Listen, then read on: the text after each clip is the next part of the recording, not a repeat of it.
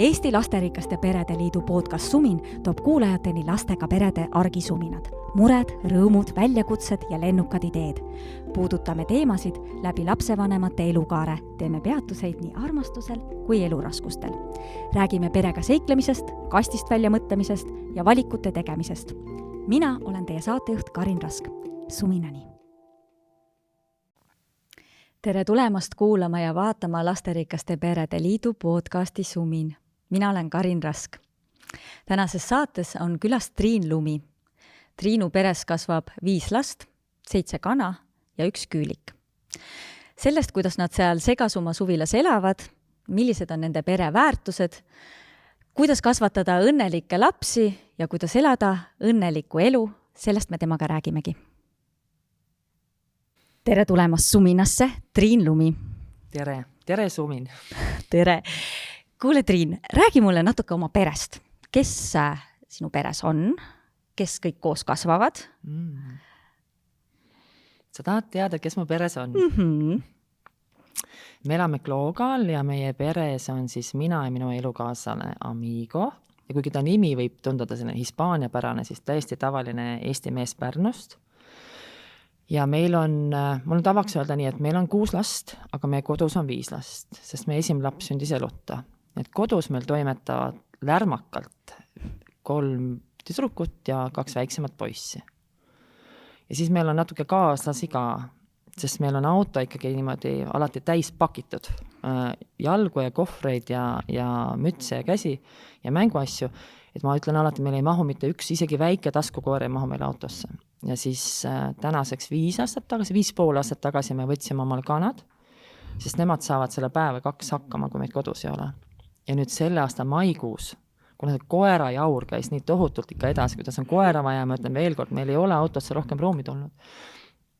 Nüüd alates maikuust on meil üks hiigeljänes ka valge, lumivalge, punaste silmadega, rosmariinimeline. Nii et elame seal.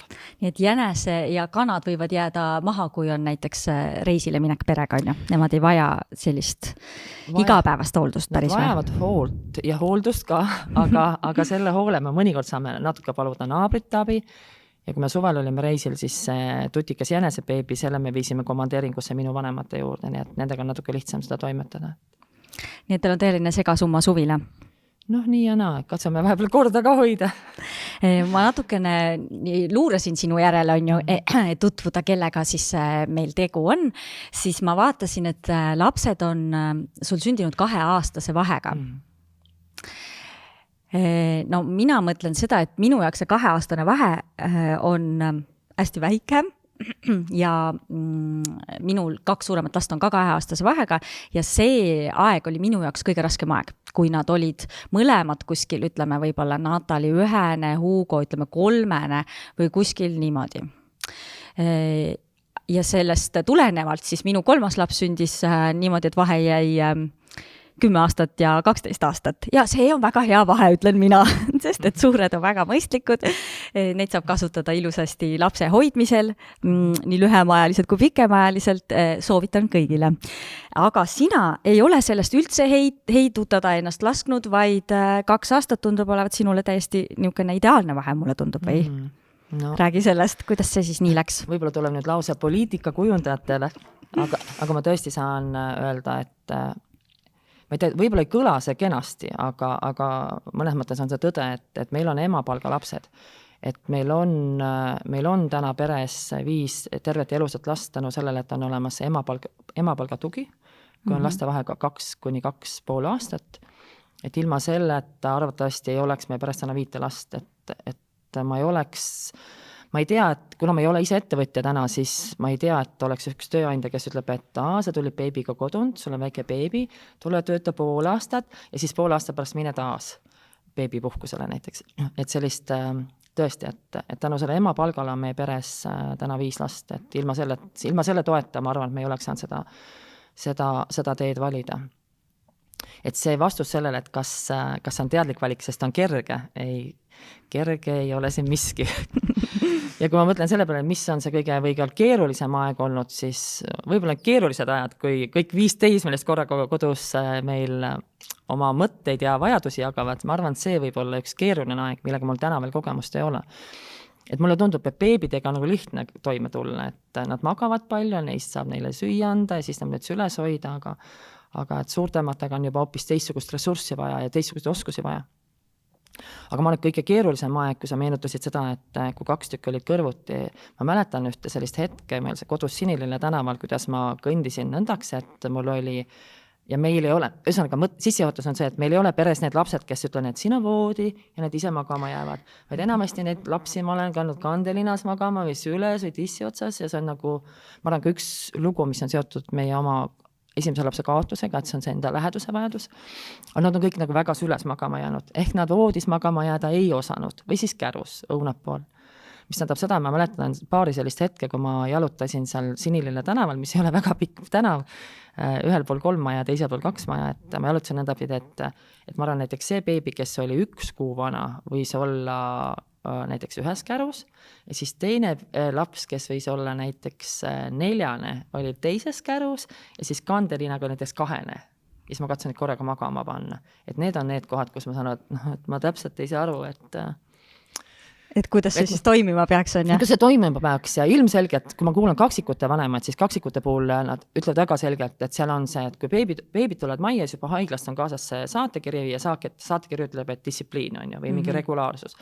Et seda regulaarselt meil pole olnud ja mõnes mõttes on mõnus olnud, sest ma ei ole kunagi olnud beebidega ju nõndapidi kodus, et nüüd ongi olema kodus ja siia me jääme mitmeteks kuudeks, et me oleme ka hästi liikuvad ka minu töö tõttu olnud, et ma olen jätkanud lastega töö tegemist. Aga et tänu sellele on ka hea, et lapsed katus ei lähe sõitma, kui on õhtul kell 9 ja me ei ole veel kodus voodis. Aga see on teised väljakutsed ka, nii et neid hetki, sa küsid, mis on rasked, siis neid hetki ma mäletan, kus on niimoodi 1 käru, 2 käru ja keegi siin kandelinas ja selle mõte on see, et tegelikult ju keegi ei kanna veel, on ju, et kõigil ikkagi, ja eriti just õhtuti, kui ikkagi katus läheb sõitma, siis katus sõitma läheb ju kõigil korraga, et ja, No mul on hea meel seda kuulata, sest meie peres on ka alati see distsipliin on kõige nõrgem koht on ja täpselt kõik see magamapanekud ja kõik asjad on väga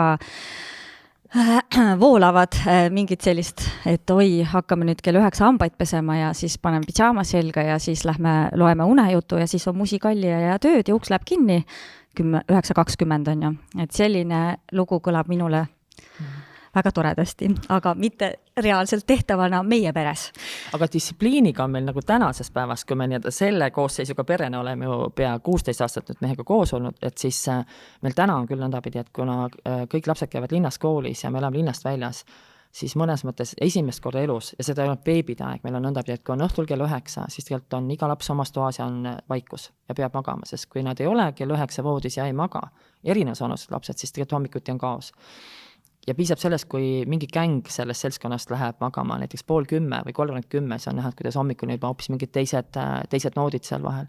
Ja kui keegi läheb magama 8:30, on kordades lihtsam, et seda on kuidagi hästi lihtne on seda nagu jälgida, et täna kooli tõttu on meil see regulaarsus saanud täitsa teise nagu mõtte ja beebiperena meil seda kindlasti ei olnud. Ja see laps, kes käib lasteaias ja päeval magab, tema on siis ainuke, kes võib siin poole ööni trallida, sest ma tean, et isegi kui ta praegu trallib, siis lasteaias ta saab seal une tagasi teha, aga need, kes koolis käivad, nendel ei ole tagasi tegemise aega. Nii et täna oleme kordades rohkem süsteemis kui siis, kui beebid majas olid. No, ka see kõlab mulle isegi sarnaselt, sest meil on ka nii, et need suuremad lapsed on nagu kenasti ise jälgivad oma distsipliini ja mulle tundub, et see käib kuidagi üle põlvkonna.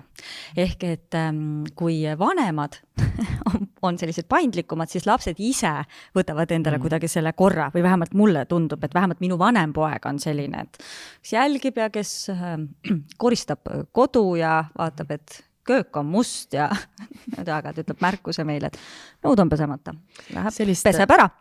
Sellist generatsioonide nii-öelda mustrit meie peres ei ole, jah.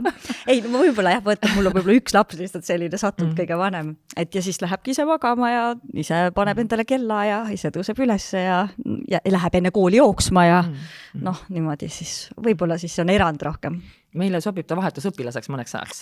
Ma usun, et need mustrid ju, need annavad ju ainest teistele ka. Ja, kindlasti. Nii et see Sinili tänava vahetuskodu ootaks, jah, väga hea. Aga kui sa nüüd mõtled tagasi selle aja peale, kui kõik olid niimoodi väiksemad on ja, või nüüd võrreldes sellega, mis hetkel on, et juba enamuses koolis, kas kõik on koolis? Üks ei ole veel, üks on lasteaias, jah, ütlesid just, on ju? Hans Jasper on 6. Hakkab minema siis tegelikult. Ja tema puhul, kuna ta on novembri laps, siis ta saab ikkagi veel olla pea 2 aastat, aga me peame olema ikka kodus täpsed. Et ta ei lähe hommikuti lasteaeda, vaid talle meeldib käia pigem nagu eelkoolis. Sest kui on nagu eelkoolis, siis on nagu elu on nagu teine maik. Sest et kõik teised käivad ju. Kui ta on pahane, siis ta ütleb, ta ei taha lasteaeda minna.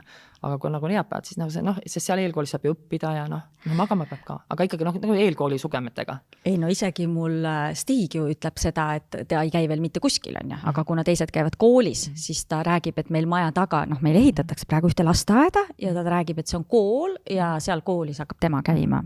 Et see on oluline, et ma pean ju mingite gruppidesse kuuluma. Ja see on Sina lasteaia gruppi ei tahaks nagu kuuluda, on ju. Aga grupid on olulised, sest on nagu, me oleme ju muidugi sotsiaalsed olendid ja nii me lapsed ka.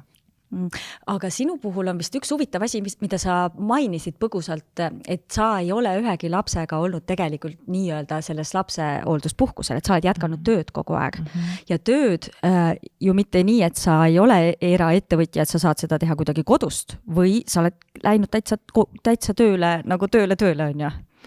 Ma ikkagi, ma olen selles mõttes selline, me oleme sellise valiku teinud, et beebide kõrvalt oleme jätkanud oma töö tegemist ja oma töö on selles mõttes, et ma ei lähe kuhugi ära rimisse või tehase laua taha, vaid ma töötan laste heaks. Töötan nende laste heaks, kes ei saa elada oma päritolu peres.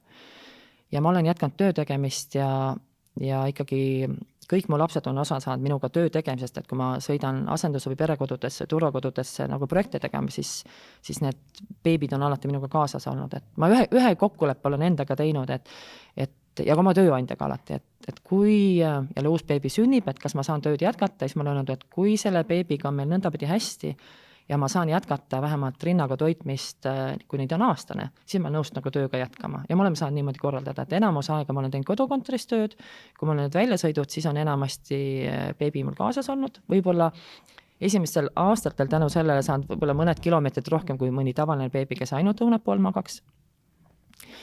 Ja meil on siis nii-öelda beebipuhkusel või emapuhkusel on kodus olnud alati laste isa. Aga siis te olete niimoodi, et sa oled tegelikult olnud siis kodukontoris, on ju? Ja minu puhul ongi selles mõttes nagu põnev, et kui tuli see tohutu koroonaaeg, siis inimesed olid kodukontorisse. Ja siis, kui tuli koroonaaeg minu jaoks, siis lapsed olid nii suured, et ma tegelikult põgenesin kontorisse, sest esimest korda elus ma sain olla kuskil kontoris ja kui ma tegin laste kõrvalt tööd, siis oli nagu õudselt kohe tõeliselt hindasin seda, et mul on laptop, ma võtan kaane igas kohas lahti, teen oma asjad ära, panen kaane kinni. Ja praegu mul tekkis see koht, ma olen kontoris, mul on 2 suurt ekraani, ma panen kaane kinni ja võib-olla kodus enam kaant lahti ei tee. Ja siin on vaikne, ja kõik, sest kodus ma ikkagi enamasti ja pean alati nagu olema kuidagi vahelduval režiimil. Ja jälle, kui nad beebid olid see vahelduvat režiimil selles mõttes ju vähem, et nad magasid ikkagi pigem kindlal ajal ja magasid õues ja mitu tundi järjest või käisid lasteaias. Et kõige keerulisem vist ongi võib-olla mitte see päris beebiaeg, sõltub beebist tõenäoliselt, on ju.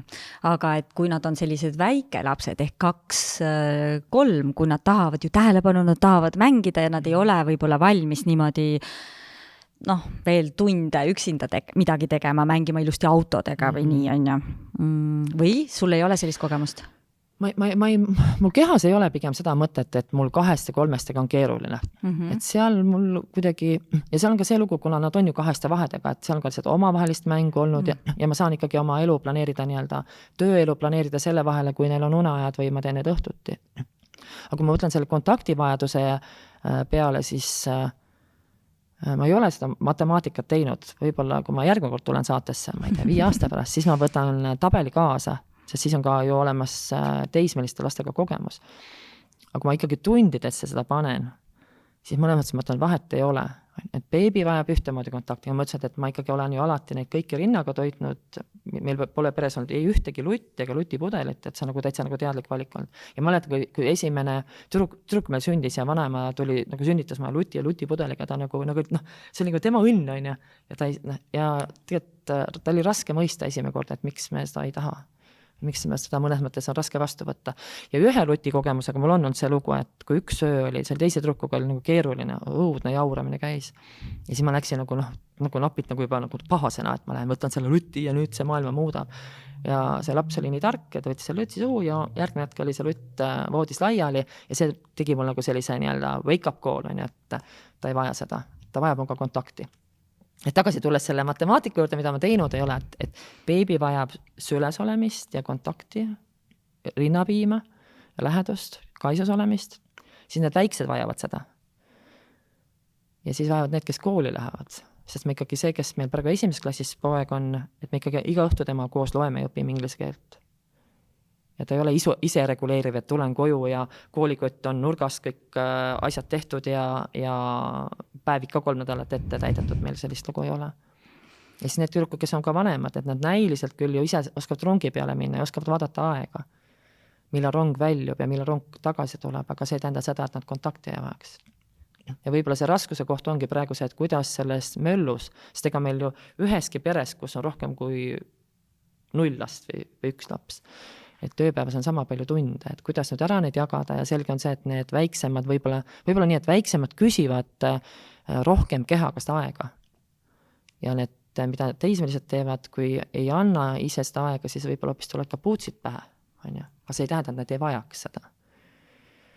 Nii et ma arvan, et see valem, mida ma ükspäev kirjeldaksin, võiks olla ikkagi selline, et see aeg, mida nad vajavad, on tegelikult ühtemoodi. Ma mäletan ühte vana lugu. Meil oli peres siis Noora, kes võis olla äkki 4. Peres oli Klaara, kes oli 2. ja ta oli vanavanemate juures komandeeringus ja ma ootasin Friidat, kes pidi kohe sündima ja me olime 2 kodus, sest Klaara oli ära. Ja toona siis 4. ütles sellise lause, et täna on, hommikul ärkasime, et täna on hea päev, mis mõttes hea päev. 1 ema, 1 laps. Et on 4, tal on sõnad ja ta ütleb, et tegelikult tema vajadus on 1 ema, 1 laps. Et tänases setupis, kus meil lapsi 5 ja me oleme ka ise täisealised ja vajame suhteid ja muid suhteid ka, et seda 1 ema, 1 laps kontakti on üsna keeruline, mul on küll üsna keeruline oma ajas leida. Ma just tahtsin seda küsida, et kuidas kas sa oled leidnud selle, kuidas seda leida, sest sul on ju veel rohkem lapsi, mina tunnen oma 3 ka seda, et need suured tegelikult ikkagi seda 1-1 aega saavad kõige vähem. Pereaeg on olemas ja siis on olemas kindlasti meil stiigi aeg on ju. Aga et kuidas leida see aeg, et ma nüüd leiaksin vanema tütrega ühe aja ja vanema pojaga ja sul on neid ju veel rohkem on ju, et iga ühega. See on koht, kus ma saan öelda, et sellele küsimusele mul vastust ei ole, sest ma saan öelda, et see ei ole edulugu meil ja kui ma olen kuulan neid varasemad sumina saateid ja saan, et võtan temaga selle kohviku ja selle kohviku aja, siis ma ütlen, et keeruline. Ja jällegi, kui me hakkasime käima 1 lapsega koolis, siis oli nõndapidi, et 1 laps, 1 auto ja 1 ema ja me hommikul õppisime. Siis mingi hetk oli nõndapidi, et me sõitsime hommikuti linna, et on 1 ema, 1 laps ja teine laps. Aga täna me sõidame tegelikult linna nõndapidi, et on 1 ema, on 1 laps, on teine laps, on 3 laps, on 4 laps ja on 5 laps. Ega neid kus meil tegelikult hommikuti see 1-1 aeg oli, et see on tegelikult läinud kuidagi hoopis teiseks. Sest tookord, kui beebi oli, siis ta vajas, siis beebiga ma võisin olla 1-1 nõndabi, et ta mul nagu siin ja samal ma jutustan kellegagi. Aga praegu on nad kõik sellised, et kui ma ühega jutustan, siis ma teisega ei jutusta. Seda 1-1 lugu. Nii et see on, ma arvan, kui ma peaks kirjutama ükspäev raamatu väljakutsetest lasterikas peres, siis rõõmu on ka loomulikult topelt ja see on ju teadlik valik, et see ei ole mingi ohvri roll nii palju lapsi. Aga see, millest ma sageli just ei kuule mõtestatult rääkides, et ongi, et see ressurss on piiratud, meil on täpselt samamoodi 24 tundi, mitte grammigi rohkem. Ja ma olen isegi mõelnud nõndapidi, et ka vanavanemate ressurss on ju piiratud. Et ka nemad peavad ju jagama ennast nii palju erinevate lugude puhul, et hiljuti just oli see, et ma küsisin oma vanemate käest, kas nad saavad võtta 2 poissi nädalavahetuseks enda juurde ja mis siin salata, kõlas kuidagi, endal ütlesin sellise lause, et sain teadlikuks sellest, et minu vanematel on oma elu. Sest ema ütles, et ta läheb sõbrannade juurde külla ja ma saan aru, et ma pean isaga läbi rääkise pidama. Ja siis lisaks sellele, et mu emal on oma elu, selgus, et minu emal isal on ka veel 3 lapselast minu vanemalt õelt, kes on suured poisid ja iga päev ju seal ei ole. Mul on jube lihtne jagada oma lapsi ja lastega ja seda aega vanematega, aga too päev, kui ma hirmsasti tahtsin, et nad võtaks nad hoidu, siis isa ütles, et aga Karl tuleb oma sõpradega sünnipäeva pidama ja kui sinna majja tuleb 12 täisealist meest, siis ma mõtlesin, et lisaks sellele, et mu vanematel on oma elu, on mu vanematel ka ju teised lapselapsed, et kui ma oleks vanaema, kellel on üks lapselaps ja enamasti see üks lapselaps on ju veel nõndapidi, et kahel vanaemal ja kahel vanaisal on see üks, et see on hoopis teistsugune ressursilugu kui nendel vanematel, kellel on lasterikkad lood. Ja jällegi, rõõm on kordades rohkem, on ju. Ja ilmselgelt ka neid väljakutsed on kordades rohkem. Et tagasi tulles küsimuse juurde, kuidas anda üks ühele aega, et mul ei ole head vastust, et see on keeruline väljakutse ja võib-olla kui mu lapsed kirjutavad tulevikus raamatu, siis ma arvan, et üks peatükk võiks olla see, kus nad võivad rääkida sellest, kui palju möll oli kodus, aga võib olla ka igatsuse peatükk, et seda ma ju tõelt vajasin. Aga seda oli raske küsida ja raske saada. Ja see tähendab, et ma mõnikord seda teha ei pruugiks ja mõnikord ma olen ka teinud nõndapidi, kui mõni lugu tundub, et midagi hakkab hapuks minema, et me näiteks olen saatnud väiksed rongiga päeval koju ja oodanud ära kõige viimase tüdruku näiteks kunstikoolist, et sõita 8 koju. Et saaks rääkida, on ju? Ja, aga see on väljakutse ja see ei ole selline, see ei ole õppetükk, mille ma oleks ära õppinud ja see ei ole lugu, mida ma saan teistele jutustada hea loona edasi, et well done ja tehke järgi. Sest seda ma õpin ise ka veel. No meil on sama lugu, jah. No meil ka kõige väiksem läheb kõige hiljem magama kahjuks ja siis ei ole ka vaata seda, et enne magamist saaks rääkida ühe ja teisega, vaid kuna Stig käib ja jookseb ja möllab kõikides nendes tubades ja hüppab pooditel, siis ma pigem vean selle Stigi ära, et teised saaksid magama jääda.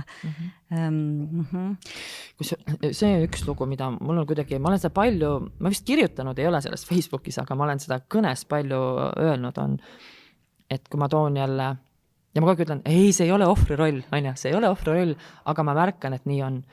Kui ma loen lastele õhtul unejuttu või laulan unelaulu, see kõlab jälle nii natuke hirmutavalt.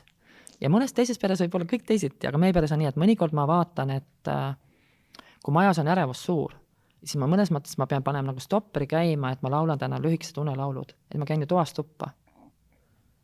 Aga unelaulu sa laulad igale ühel eraldi igal õhtul, jah? See ongi see, et suured enam väga ei taha. Ja siis, aga mõtlen see, et kui ma ka tahaks nendega olla kontaktis, ükskõik kas see on unelaul või see on õhtujutt, siis mul ei ole täna võimalik olla 14 tütre toas ja võtta see 10 või 20 minutit, sest kui ma võtan tal 20 minutit õhtuks une nagu voodi veerel, siis 20 korda 5 on 100 minutit ja ma ei saa panna magamise ajaks 100 minutit. Et mõnes mõttes isegi, et kui on pered, kus on näiteks 9-10 last, siis ma olen palju mõelnud, et kuidas need olukorrad ära lahendavad, et ma ikkagi mõnes mõttes pean ütlema mõnikord, et ma teen täna lühikese unelaulu. Kui ma kuulen, et seal teises toas on möll ja ma olen üksi kodus teiega, et siis ma täna teen lühikese unelaulu või teen lühikese jutu. Ja täna ma ei loe 2 juttu, sest kõrvaltoas ka oodatakse. Et ma arvan, et see on see lugu, mida peres, kus on üks laps, et me ei laula unelaulu nii-öelda stopper käimas ja õhtujuttu ei pea lugema stopperiga. Ja päriselus mul ju stopper ei käi, aga ma saan aru, et ma pean jagama seda aega. Seda sama üürikest aega, kui nad kontakti vajavad. Mis on sinu jaoks kõige, või teie pere jaoks nagu need kõige tähtsamad väärtused, et ütleme, need peavad kindlasti paigas olema? Ma võin öelda, ma saan öelda, et mis on tähtis väärtus ja kas see on nagu paigas. Sellest ma kuulen oma laste lugudes. Ei, no kuule, need võivad olla ka ju ideaalidega, siis ei saagi ju päris, ma arvan, kui ma enda järgi mõtlen, et väärtused on nagu ühed, aga erandeid tekib ikka, on ju. Ma kuidagi, see, mis ma palju räägin kodus, on suhtelugu. Ja oi, kui raske see on. Et need hommikud, isegi mõnes mõttes tundub ju nagu naeruväärne, et ma räägin suhte väärtustamisest ja suhte olulisusest ja samal ma tulen hommikul autosse, kus me oleme 6 ja meil on selline möll ja palju sõnu, mis ei ole kõige ilusamad, mida teineteisele öeldakse, sest keegi on väsinud ja keegi ütles inetult. Ja sellest hoolimata ma ütlen, et see, mis kannab, on suhe. Ja siis, kui nad mõnikord omavahel nagu jauravad, siis ma ütlen ka sellise mõtte neile, et üks päev meid enam issiga ei ole. Sest selge on see, et me sureme teist varem ära. No enamasti niimoodi on. Et mõned üksikud harvad lood on, minu vanaema on 92. Aga need on pigem harvad lood. Ehk mis tähendab seda, et me sureme enne teid mitmekümned aastad varem ära ja teie olete teineteise jaoks ressurss. Ja see on see, miks ma nagu hästi on oluline, et ma õpiks kuulama, teineteise piiridega arvestama ja märkama ja hindama seda, et me oleme olemas. et ei olete teineteise jaoks olemas. Ja siis nad muidugi naeravad mõnikord selle, ära hakka ja ta.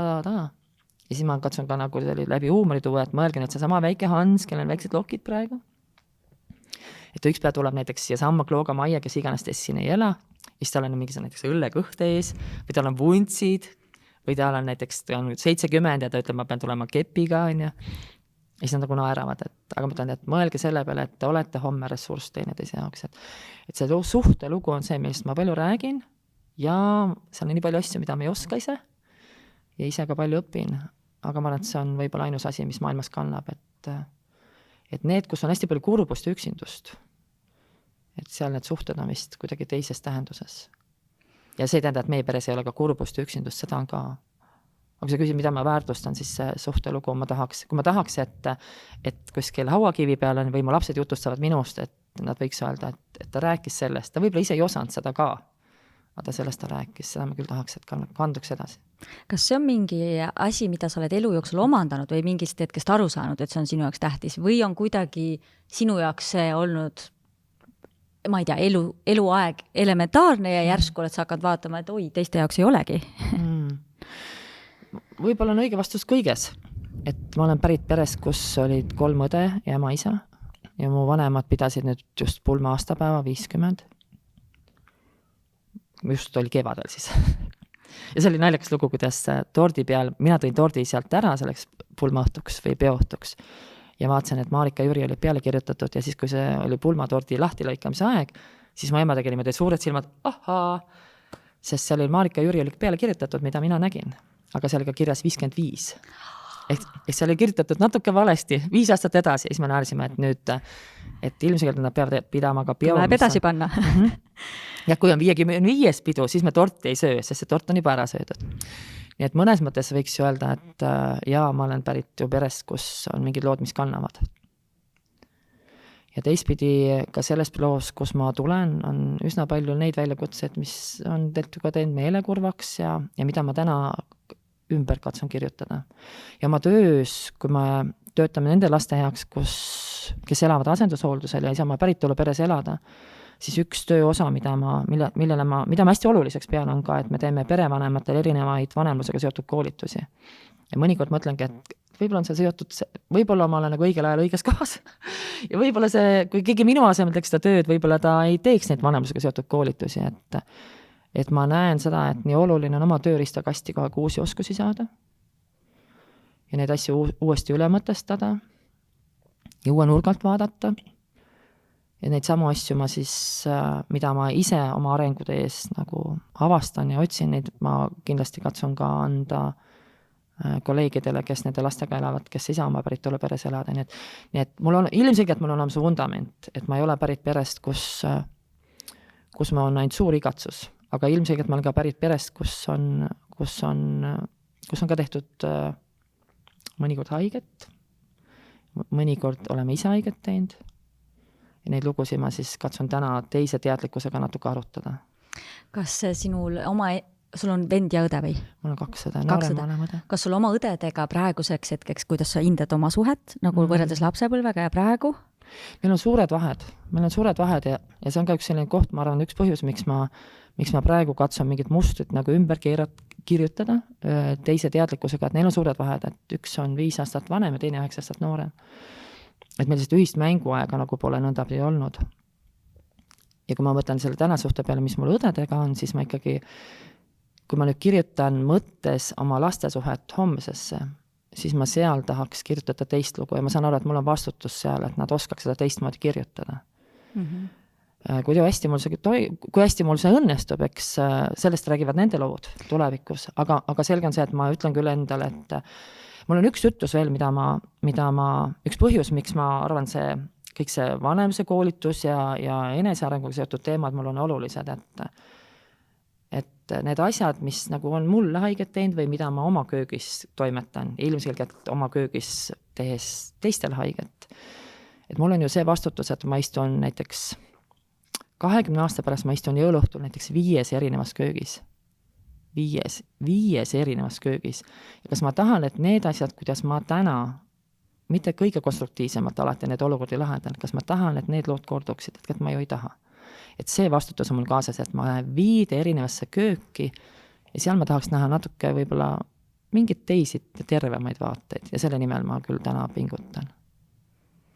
Sinu töö on vist selline, et keerukas, nagu mulle tundub vahetevahel vähemalt, et kas sul on lihtne seda mitte koju kaasat võtta või kuidas sa sellega saad hakkama?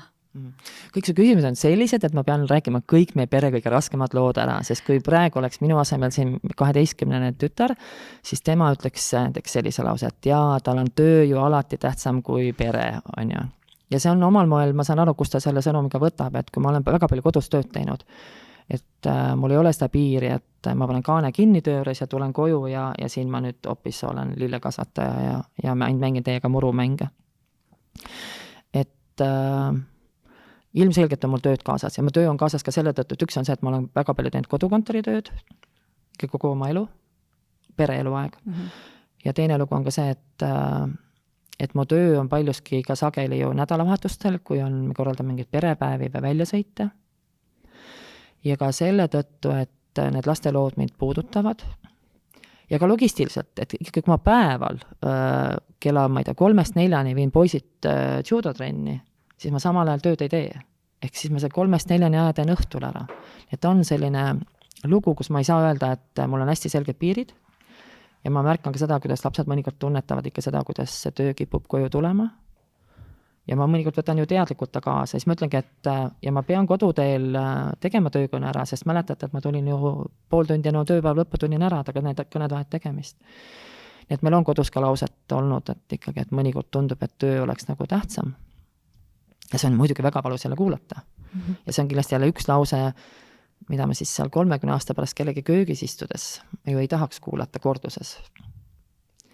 Ja samale ma ju mõistan, et miks see mõnikord nii on. Nii et jaa, ei, ma ei jäta seda maha. Ja laste lood puudutavad ka. Ja ma ütlen, üks mõte võib-olla on ka veel see, et kas see töö on raske, kondid on mul kõik terved, pole ju murdnud konte.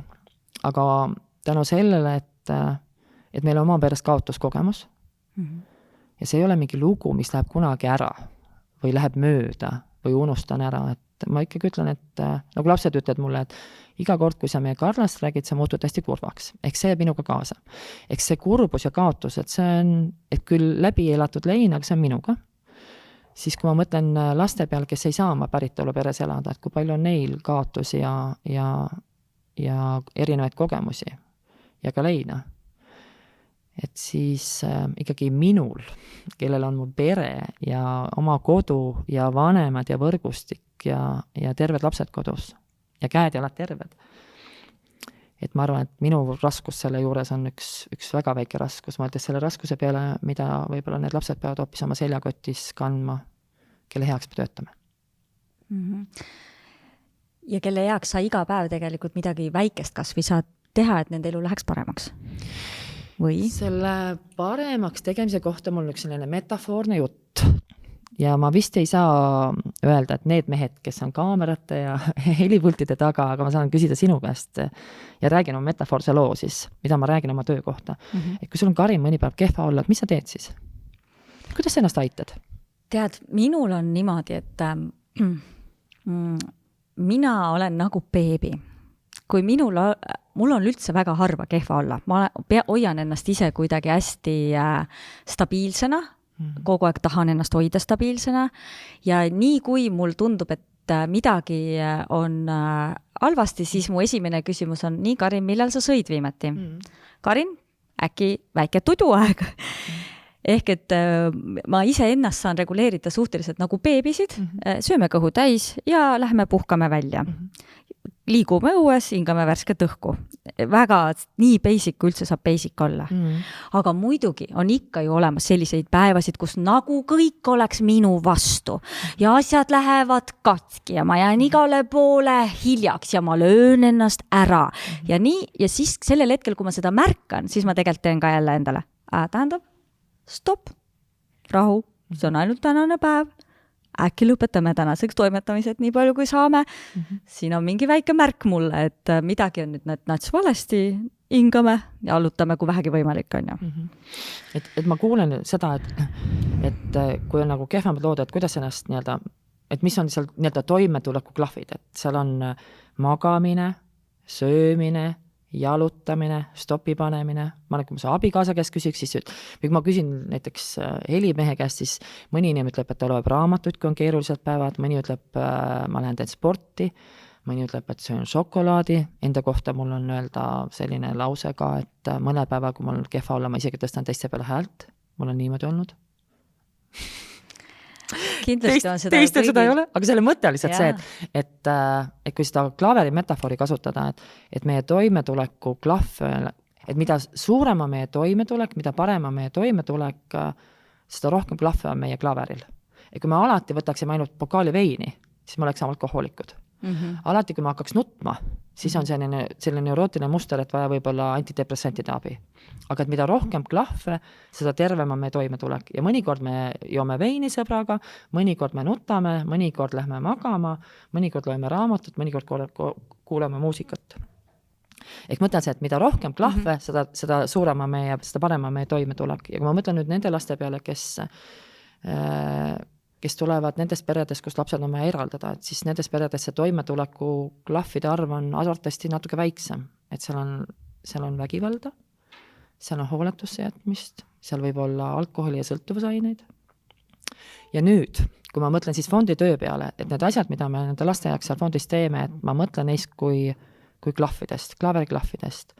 Et kas see on siis kutse perepäevale või teatrikülastus ja lava taga näitlejatega kohtumine või on see mingi muu töötuba, et mõnes mõttes on nagu üks klahv nende elus juures. Ja ka hobide kohta, et meil on olemas hobistipendiumid ja me ei küsi kunagi seda, et kas sa oled 7 aastat jalgpalli mänginud. Ahaa, et sa proovisid parkuurimist ja nüüd sa tahad proovida joonistamist. Või pärast joonistamistrenni tahad minna hoopiski korvpalli. Et tee üks periood läbi, et proovi neid erinevaid asju. Ja siis, kui sa oled päris elus, nad iseseisvas elus on, siis nad saavad vaadata, et need klahvid on ju natuke tuttavamad. Nad saavad neid kogeda. Ja siis üks mõte on ka sellest, et kui mina olin laps, oli sellest väiksed pilleklaaverid punased, ma ei tea, 10 klahvi, 12. Ja, mul oli ka see pille. Ja siis üks laul, mida ma lastele näiteks unelauluks laulan, on Juba linnukesed, olimata sellest aasta ajast. Ja Juba linnukesed laulu sai seal pilleklaaveri mängida küll, et see meloodia oli ära tuntav. Ja meie elame Kloogal, mis on Laulasmaal hästi lähedal ja Laulasmaal on ju Arvo Pärdi keskus. Ja ma ei ole kunagi kuulnud ja ma loodan, et kui ma üks päev satun Laulasmaale ja Arvo Pärt on keskuses ja ma teen talle ettepaneku, et ma kuulaks, kuidas kõlab Juba linnukesed tema esituses suurel klaveril, ilmselgelt teise kõlaga. Et siis mõte sellest, et me saame hakkama nende paari klahviga ka, aga ilmselgelt me elu on kordades rikkam, kui meil on neid klahve rohkem. Ja siis see töö, mida ma fondis teen, et mul ei ole sellist uskumust, et me anname välja ühe stipendiumi, kas õppe või hobistipendiumi või teeme ühe teatriskäigu või ühe väljasõidu, et siis see muudab elu ja siis kõik on õnnelikud. Aga ma selles olen küll veendunud, et mõni klahv on seal juures. Ja see mõni klahv võib olla nendes keerulistes hetkedes abiks. Ma usun küll, et nii ongi. Kas iseenda elus te olete vist, mulle tundub ka teinud nii palju kui vähegi võimalik selliseid looduslähedasi valikuid, et te elate looduses ja ei tarbi liialt või liiast asju, on ju. Mulle tundub, kui ma niimoodi natukene luurasin ringi sinu Facebookis. Jah, ütleme ausalt. Nüüd tuleb üleskutse nendele erinevatele naiste ajakirjade esikaante lugudele, et ma mõnikord mõtlen, et ma tahaks näha meikimata lugu, kus silmad on väsinud ja pisar päriselt jookseb, see päris pisar. Ja seda ei ole ära retušeeritud ega kuidagi nende programmidega ära võetud, et ma tahaks nagu päris lugu. Et see, mis sa praegu minu kohta ütlesid, on nagu lause ajakirja esikaanelt, mis on ikkagi korrigeeritud. Vastus on see, et me elame metsas, sest meil on suur pere ja meil ei ole ühtegi sellist ressurssi, isegi lähedalt ega kaugelt vaadata, et meil oleks võimalik sellise suure perega elada linnas.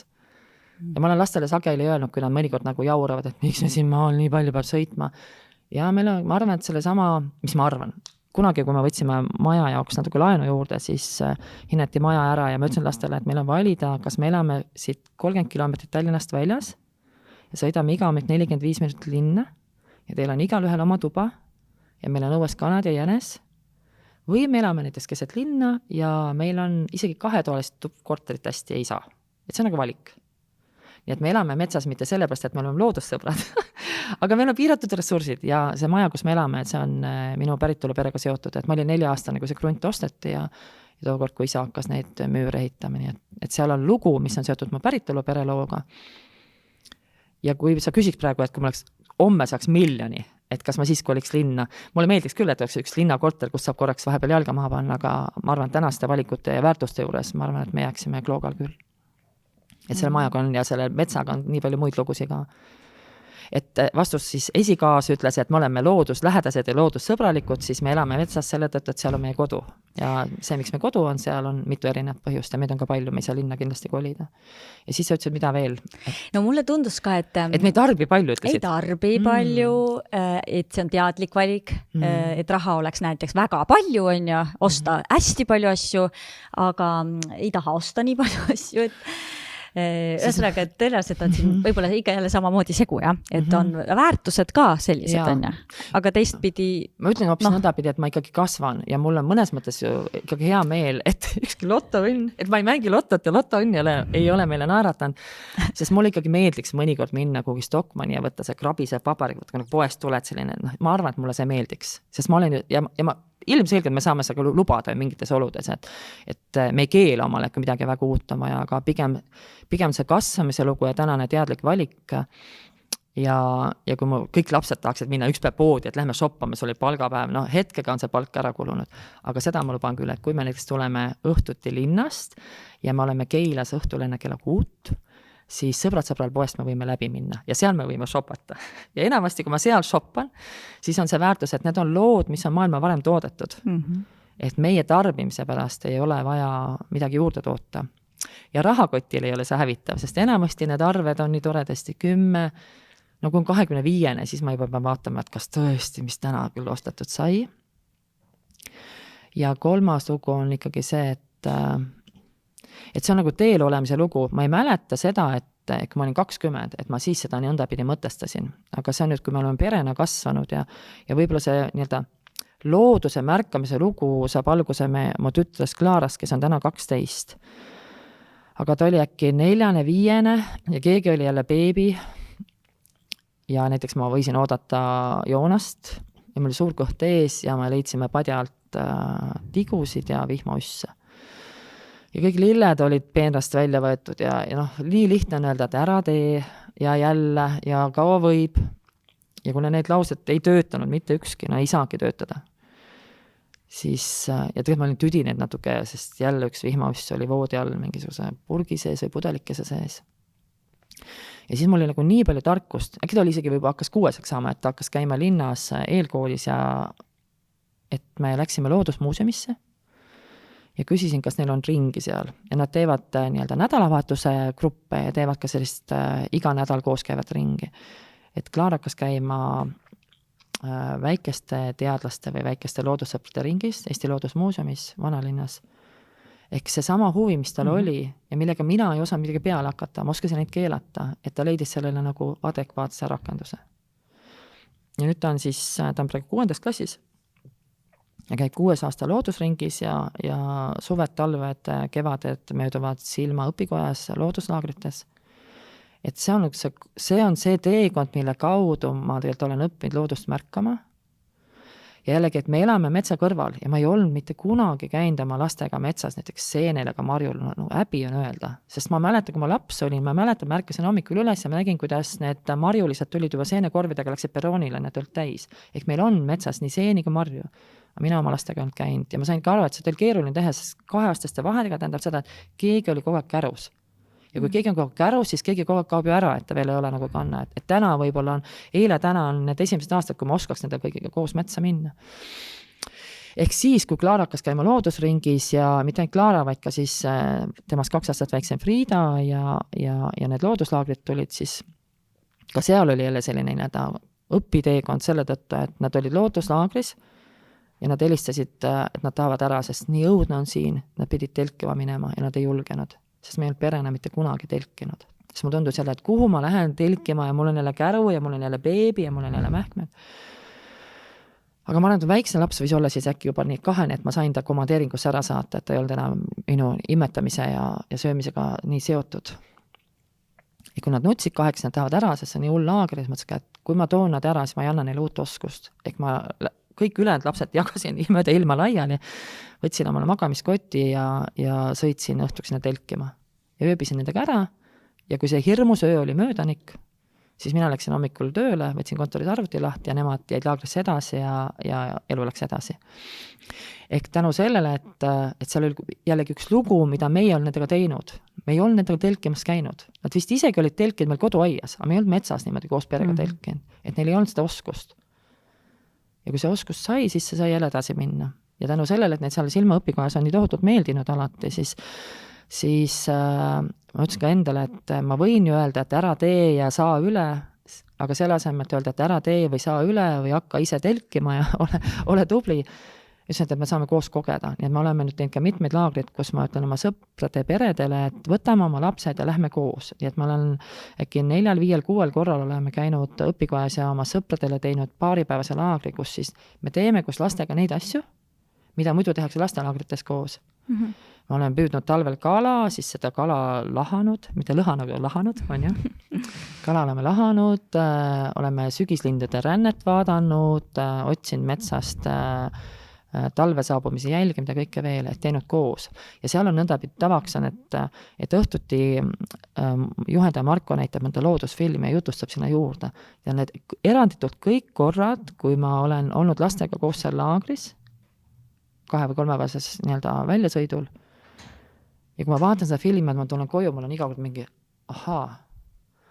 Mäletan ühte kohta, kus meil on enamus laste sünnipäevad on suviti ja meil kodus on aiapeod ja nii mõnusad on ühekordsed nõud.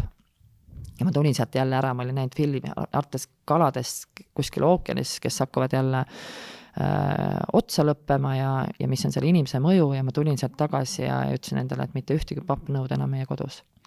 Nii et kui keegi tahab pulma teha, kirjutage mulle, mul on kodus toredad 100 sõbrad-sõbrale poest ostetud taldrikut, mida me saame siis kõikidel suvepidudel kasutada. Ja ma ütlen endale, et me ei osta enam ühtegi topsi, mida ei saa taas kasutada.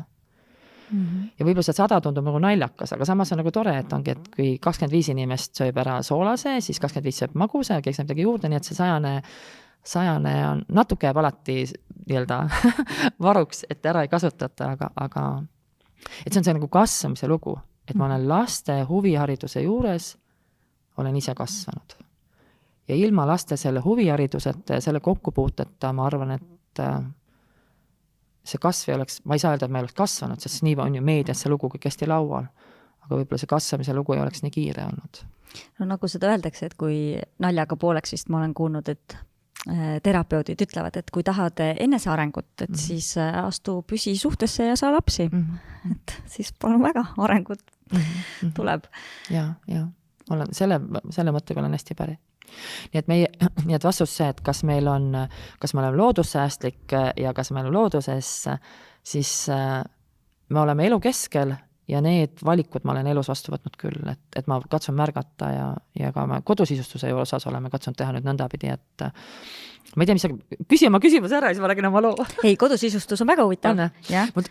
Meil kodosisustusega selline lugu, et kui meil lapsi jälle 2 aastat ja keegi sündis ja siis kui keegi 2 aastat ja sündis, siis see, kes oli 2 aastat täis saanud, tal oli vaja oma tuba. Ja üks lastest oli jälle sündinud ja keegi sai jälle oma toa. Ja minu vanemast oli ka kodus üks selline vana mööbel, et ta oli lihtsalt must tume värnitsaga, üsna selline nagu raske. See oli minu vanemaga seotud lugu, ja me lasime ühel restauraatori selle korda teha ja ma tundsin, et kuidas me paneme lastetuppa nii raske, et see kummut on mulle oluline, aga ei taha seda rasket värvi. Ja siis palusime, et restauraator tegi talle sellise tumepunase peitsiga, nagu nii vahva.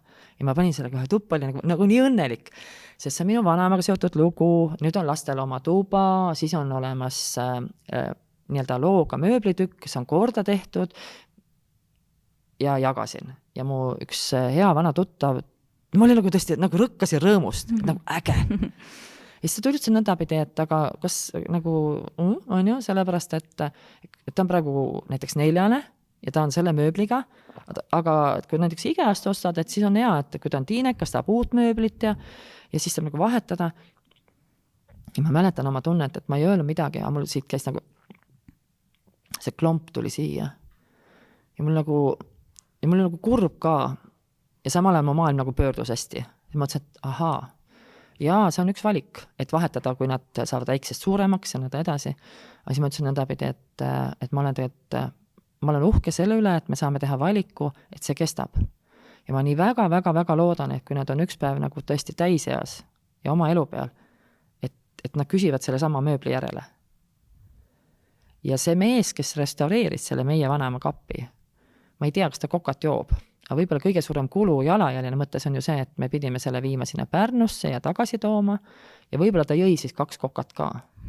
Aga ei olnud ühtegi lennuliiklust, ei olnud ühtegi maha võetud lisapuud, ei olnud suuri kaubalaevade jalajälgi ja muid asju, ja sealt hakkas see teekond, et ma olen endale öelnud, me täna oleme tõesti selles seisus, et kui me koju toome omale ühe mööblitüki, kus ei ole just elektripliit, siis me katsume teha, et see on mööblitükk, mis tuleb kas vanavaraärist või tuleb sealt sõbrale poest või mõnest muust taaskasutuse leiuna ja siis paneme talle nii-öelda oma loo juurde. Et mitte minna poodi ja öelda, et ma vajan uut. Ja see on tegelikult hästi põnev. Ja ma arvan, et see ei ole üldse mugav.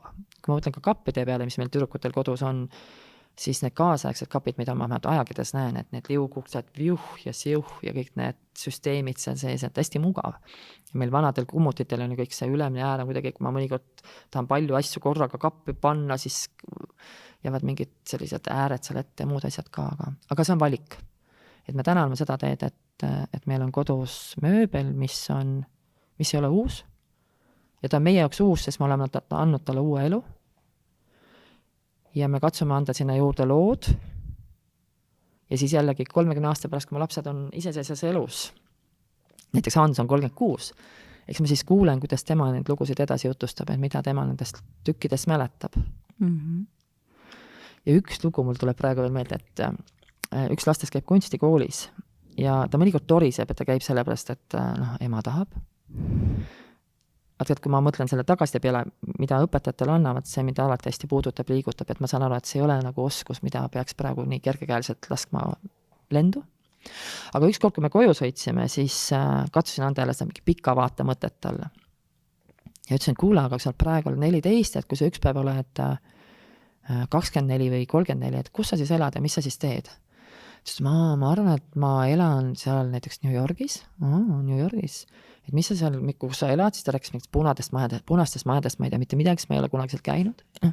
Et seal muidu on mul nagu kaasaegsed asjad ja nii, kuule, aga see kummut, et üks see võiks ka seal olla, ma lihtsalt, vau, on ju, et see, mille kohta võib-olla kodus mõnikord öeldakse, et jälle need vanad asjad, et teistel kõigil on normaalne, et see on mõnes mõttes juba täna loos kaasas. Kas kunagi ta New Yorgis elab? Ja kas ta selle kummuti kaasa võtab, ma ju ei tea. Aga mulle meeldis see mõte, et mõnes mõttes nendes lugudes, mida nemad siis ise koovad oma peades, et seal on need killukesed sellest, mida me täna oma koju oleme loonud, on mõnes mõttes kaasas ja see on võib-olla see väärtuse lugu jälle, et üks väärtuselise suhte lugu, siis ka need lugude lugu on tegelikult väärtuse lugu. Ja üks mõte, mis ma ütlen hobitegevuse kohta veel, et kui ma olen kuulnud kodus seda lauset, ikka mõnegi asja suhtes, et ei ole ainult lapse õudne rõõm, et minu ja minu hobi, et ikka mõnikord ma kuulen, mis on ema ütleb ja mida ema arvab, kuidas on õige, et siis ka selle tüdrukuga ma rääkisin ka seda, et okei, sa elad seal ja sul on selle mööbel ja küsin, mis sa arvad, et mis tööd sa seal teed? Ta mõtles ja ütles, et ma võiksin olla näiteks seal kuskil ooperimaja dekoratsioonisaalis ja siis mul oli nagu äge, et siis ma sain minna tagasi, et ma saan aru, et mõnikord täna võib-olla see kunstikoolis on nagu, tundub nõme. Mis iganes tõttu tahaks olla rohkem sõpradega koos. Aga see on ka selge, et kui sa tahad olla 34 ja New Yorgis kuskil ooperimaja dekoratsioonisaalis, siis mind ei võta sinna keegi. Et aidata ka seda nii-öelda neid niite tuua tänasest päevast sinna homsesse ja kas ta läheb sinna New Yorki ja kas ta valib selle tee või valib midagi muud, see on hoopis teine tee. Aga meie ülesanne on ka aidata neid seosed luua. Nende vanade uute mööblitükkide vahel, nende tänaste klaveriklahvide ja homsete valikute vahel, et see ma arvan täiskasvanute roll laste kõrval. Kas tüdrukud tulevad sul kergesti kaasa sellega, tüdrukud on lihtsalt suuremad, on ja? Või nad ikkagi ütlevad seda, et kuule, ma ei tea, teised kõik ostavad sealt Bershkast ja need dressikad oleks vaja ikkagi saada täpselt sellised H&M-ist või ma ei tea kust iganes on ja kropipoest palun läbi käia. Esiteks see Bershi pood, ma pole isegi kuulnud, et selline on olemas. Väga hea, ma lihtsalt seepärast poetasin neid samu väljendeid, siis ma mõtlesin, sest meil on päris ühevanad, mul on ka 12-aastane tütar, tema jutust käivad just täpselt need poed läbi, mis ma esile siin tõin, aga eks ringkonnad on erinevad kindlasti on ju.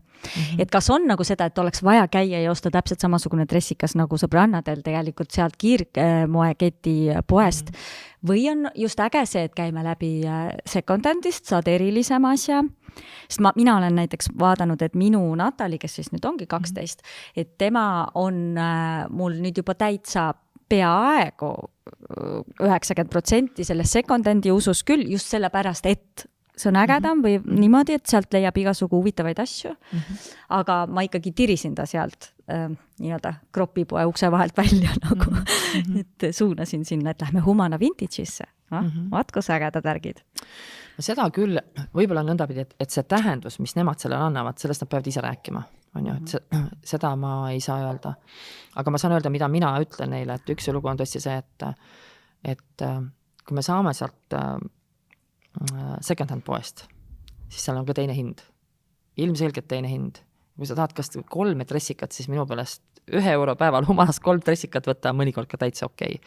Et ilmselgelt ressursside mõttes ma ei saaks lubada seda, et me läheme H&M-i ja üks tüdruk ostab omal 3 dressikat ja siis teine tüdruk ostab omal 3 dressikat ja kolmas tüdruk ostab omal 3 dressikat, et see ei ole tõesti mõeldav. Et ma ei saaks aru, et mille arvelt me seda teeksime. See on üks mõte. Ma usun ka seda, et kuna nii palju seda plaati kütan, et ise kui mõnikord trots selle vastu, siis mõnes mõttes see nagu kinnistub, vähemal rohkemal määral. Ja kolmas lugu on see, et kui on vaja uusi saapaid, siis me läheme ju ka tavalisse poodi ja võtame selle tavalise karbi, mis krabiseb.